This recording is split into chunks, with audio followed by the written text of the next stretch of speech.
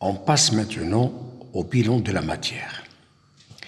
Pour suivre l'évolution de la quantité de matière des espèces chimiques qui participent, c'est-à-dire les réactifs, dans une réaction chimique, on utilise l'avancement de la réaction qu'on note par X et exprimé en mol.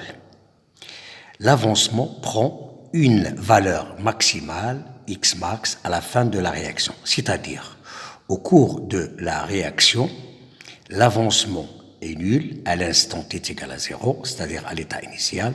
Au cours de la transformation, la valeur de X augmente jusqu'à ce que cette valeur atteint une valeur maximale qu'on note par X max. On va d'abord dresser un tableau qu'on appelle le tableau d'avancement de la réaction. Qu'est-ce qu'il y a dans ce tableau? On écrit l'équation de la réaction, par exemple A plus B qui va donner C plus D. Les coefficients stoichiométriques qu'on obtient lorsqu'on équilibre l'équation, ce sont petit a, petit b, petit c et petit d. On va donner les trois états, c'est-à-dire l'état initial, que je note par EI, état initial, l'état de transformation, ou parfois je dis état d'évolution, qu'on note par EE, état d'évolution, puis l'état final, qu'on note par EF. L'avancement, initialement, il était nul. À l'état d'évolution ou de transformation, c'est X, mais à la fin de la réaction, est noté par X max. On va écrire d'abord à l'état initial les quantités de matière des réactifs. On a N initial de A, la quantité de matière initiale de A, la quantité de matière initiale de B.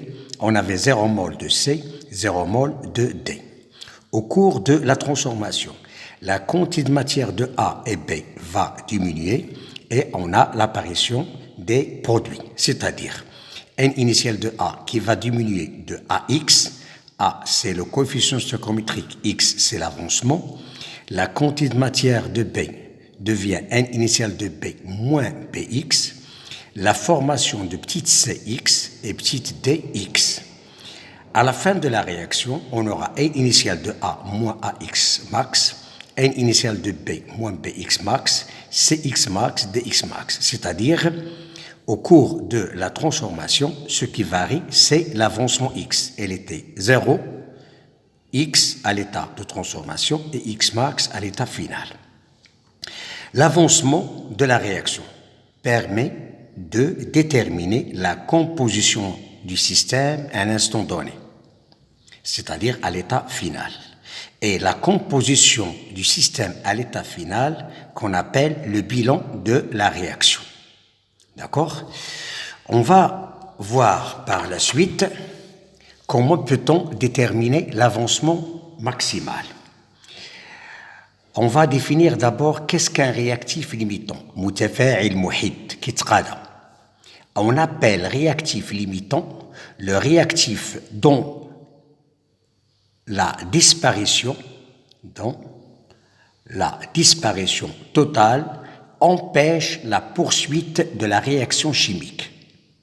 يعني المتفاعل المحيط هو المتفاعل اللي الاختفاء ديالو الكلي كيوقف التفاعل ملي كيتقادى. Par exemple, lorsqu'on a la disparition totale de A, donc la réaction va s'arrêter حيت B ما غيلقاش معاهم يتفاعل.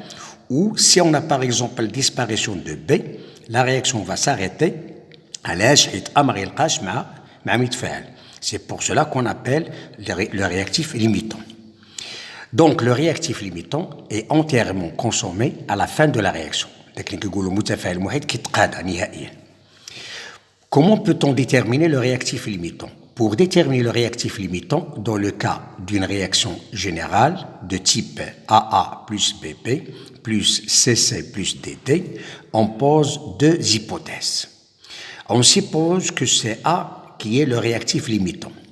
Si par exemple A, c'est le réactif limitant, à la fin de la réaction, on a disparition totale de A. Je vais écrire N initial de A moins X max égale à 0.